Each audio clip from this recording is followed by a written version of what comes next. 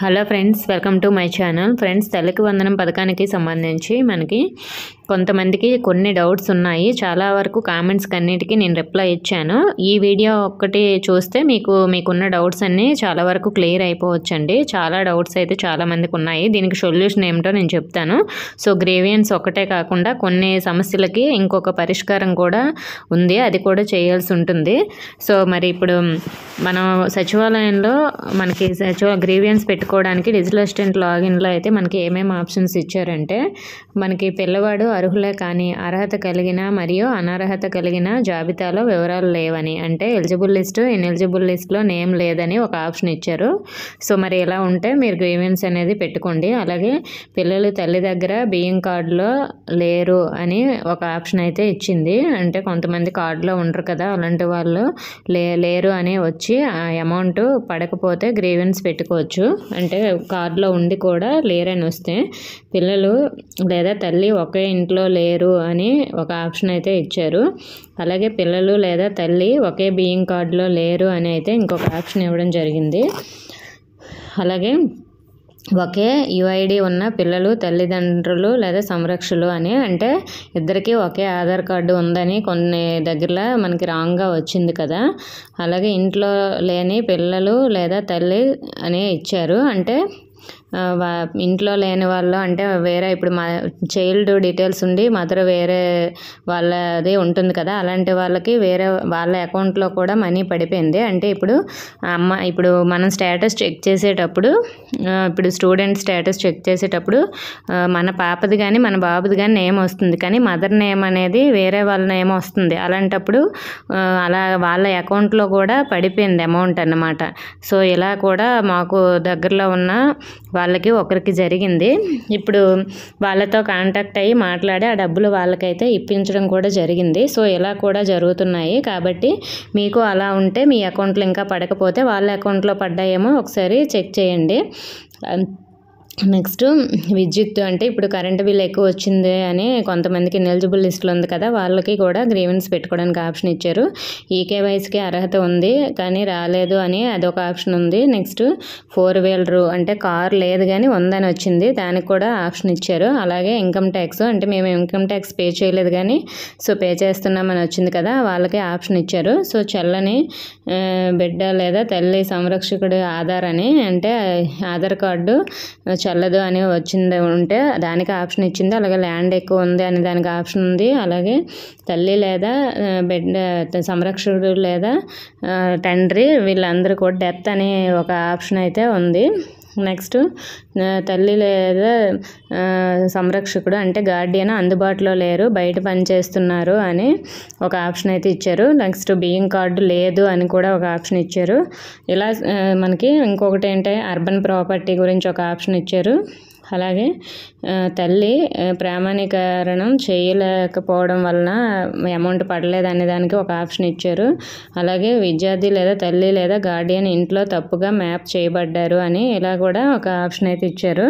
So ఇలా మనకి digital assistant లాగిన్లో ఈ ఆప్షన్స్ అన్నీ ఉన్నాయండి మీరు గ్రీవెన్స్ పెట్టాలంటే. ఇప్పుడు కొన్ని ప్రాబ్లమ్స్కి సొల్యూషన్ ఉందని చెప్పాను కదా, అదేమిటంటే మీరు ఇప్పుడు నేను చెప్పిన ఆప్షన్స్ అన్నీ గ్రీవియన్స్ పెట్టుకోండి. ఇంకా కొందరికి గ్రీవియన్స్ కాకుండా ఏం చేయాలంటే, ఇప్పుడు నేను చెప్పినప్పుడు వేరే వాళ్ళ అకౌంట్లో పడితే వాళ్ళతో మాట్లాడించి మీ వెల్ఫేర్లతో మీ అమౌంట్ అనేది మీరు వెనక్కి తీసుకోవచ్చు. నెక్స్ట్ మనకి ఎన్పిసి అనేది యాక్టివ్లో ఉంది కానీ ఇన్యాక్టివ్ అని వచ్చింది అని కొంతమంది అయితే ఈ ప్రాబ్లం చెప్తున్నారు.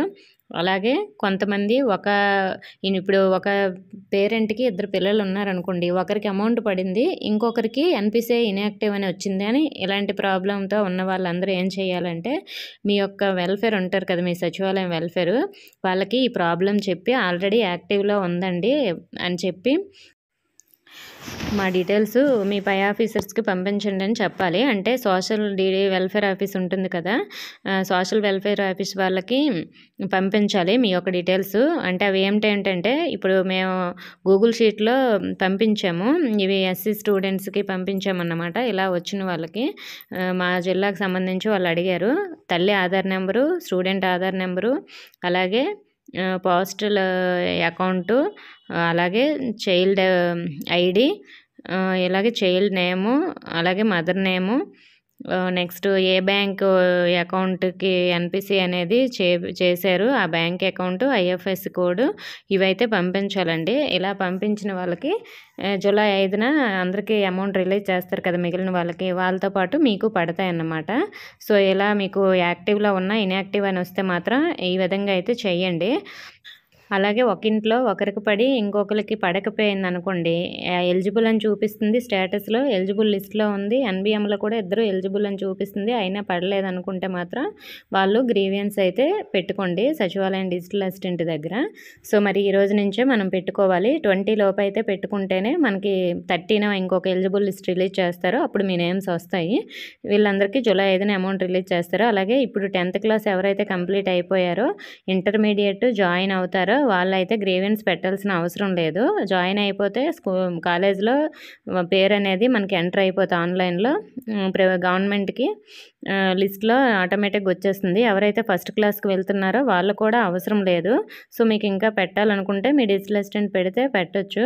అలాగే 10th క్లాస్ ఎవరైతే ఫెయిల్ అయిపోయారో సప్లై ఎగ్జామ్స్ రిజల్ట్స్ వచ్చేసాయి కదా! అందులో కూడా ఎవరైతే ఫెయిల్ అయిపోయారో వాళ్ళు ఇంటర్ జాయిన్ అవ్వరు కదా! అటువంటి వారికైతే అమౌంట్ అయితే పడదండి. ఎవరైతే ఇంటర్‌లో జాయిన్ అవుతారో వాళ్ళకి మాత్రమే పడుతుంది.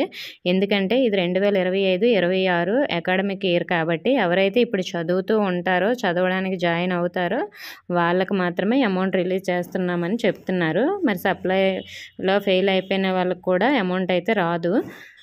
అలాగే ఎవరైతే రైస్ కార్డు లేదో వాళ్ళకు కూడా అమౌంట్ పడదండి. ఒకవేళ మీకు రైస్ కార్డు ఉండి లేదని వస్తే వాళ్ళు గ్రీవియన్స్ అనేది అప్లై చేసుకోండి.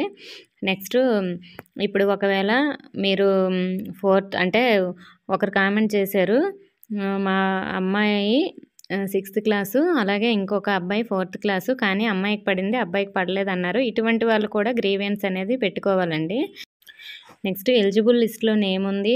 అలాగే ఎన్‌బీఎం స్టేటస్‌లో కూడా ఎలిజిబుల్ అని వచ్చింది. సో, మరి మాకు ఇంకా అమౌంట్ పడలేదు అని అడుగుతున్నారు. అటువంటి వారందరూ ఈరోజు, రేపు చూడండి. ఇంకా పడకపోతే ఆ నెక్స్ట్ డే లేదంటే ఆ నెక్స్ట్ డే మీరు సచివాలయంలో గ్రీవెన్స్ పెట్టుకోండి. ఎలాగ మనకి 20 వరకు టైం ఉంది కాబట్టి 20 లోపు మనకి 18th, 17th చూసి ఇంకా పడకపోతే మాత్రం 18th గానీ, 19th గానీ మీరు సచివాలయంలో గ్రీవెన్స్ అనేది పెట్టేయండి. అలాగే కొంతమంది ఇంటర్ సెకండ్ ఇయర్ ఇప్పుడు వచ్చాము మేము, మాకు లిస్ట్‌లో నేమ్ లేదు, అమౌంట్ పడలేదని అంటున్నారు. అంటే ఇంటర్ కంప్లీట్ అయిన వాళ్ళు కాకుండా ఫస్ట్ ఇయర్ ఎవరైతే కంప్లీట్ చేసుకొని సెకండ్ ఇయర్‌లోకి వచ్చారో వాళ్ళకి కూడా కొంతమందికి అమౌంట్ పడలేదు, లిస్ట్‌లో నేమ్ లేదు. అటువంటి వారందరూ కూడా సచివాలయంలో గ్రీవెన్స్ అయితే పెట్టుకోండి. ఎవరు పెట్టినా సరే 20 లోపే పెట్టుకోండి. అలాగే ఎవరైతే ఎన్‌పిసిఐ ఇన్‌యాక్టివ్‌లో ఉండి ఇప్పుడు ప్రెజెంట్ యాక్టివ్ చేయించుకున్నారో వాళ్ళు కూడా సచివాలయంలో మీ డీటెయిల్స్ అయితే ఇవ్వండి. అవి కూడా పై ఆఫీసర్స్‌కి, సోషల్ వెల్ఫేర్ ఆఫీసర్‌కి పంపించమని చెప్పండి. సో, మా జిల్లాలో అయితే ఈ ప్రాసెస్ జరుగుతుంది. మరి మీ జిల్లాలో కూడా ఇలా జరిగితే మీకు అమౌంట్ పడే అవకాశం ఉంటుంది. ఇప్పుడు ఎవరికైతే పడలేదో వీళ్ళందరికి కూడా జూలై 5 నుంచి అమౌంట్ క్రెడిట్ అవుతుంది. సో, ఇంటర్ ఫస్ట్ ఇయర్ వాళ్ళకైనా సరే, అలాగే ఇప్పుడు ఫస్ట్ క్లాసు జాయిన్ అయిన వాళ్ళకైనా సరే, ఇలా గ్రీవెన్స్ పెట్టుకున్న వాళ్ళకైనా సరే, సో వీళ్ళందరికైతే మళ్ళీ 30వ తేదీన లిస్ట్ అనేది రిలీజ్ చేస్తారు. అందులో నేమ్ ఉంటే మాత్రం జూలై 5న అమౌంట్ అయితే క్రెడిట్ అవుతుంది. సో, చాలా కారణాలతో ఇంకా కొంతమందికి అమౌంట్ పడలేదు. సో, మరి ఈ 2 days వెయిట్ చేసి మీరు సచివాలయంలో గ్రీవెన్స్ అయితే పెట్టుకోండి. వీలైనంత తొందరగా పెట్టుకుంటే మంచిది. ఎందుకంటే మనకి డేట్ అయిపోతుంది కాబట్టి 20తో. సో, ఇంకా మీకు చాలా వరకు డౌట్స్ క్లియర్ అయ్యాయని అనుకుంటున్నాను. చాలామందికి రిప్లై కూడా ఇచ్చేసాను. ఇంకా ఏమైనా డౌట్స్ ఉంటే కామెంట్ చేయండి. ఇన్ఫర్మేషన్ నచ్చితే వీడియోని లైక్ చేయండి. మీ ఫ్రెండ్స్‌కి కూడా షేర్ చేయండి. మన ఛానల్ సబ్స్క్రైబ్ చేసుకోండి. Thank you for watching.